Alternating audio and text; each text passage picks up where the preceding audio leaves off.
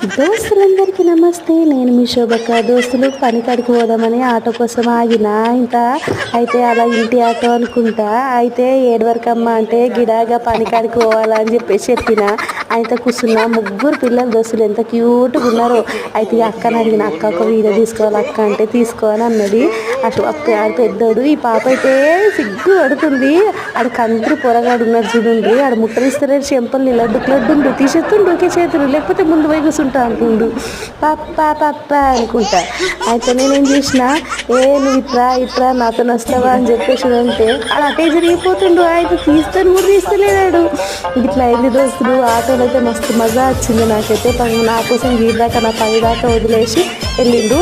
ఆ పొరి అయితే మైదాకి చూపిస్తుంది మంచిగా. అసలు ఎంత మంచిగా అనిపించిందో దోస్తులు. బాయ్ చెప్పుండే అంటే బాయ్ చెప్తుండ్రు. చూసిండ్రా?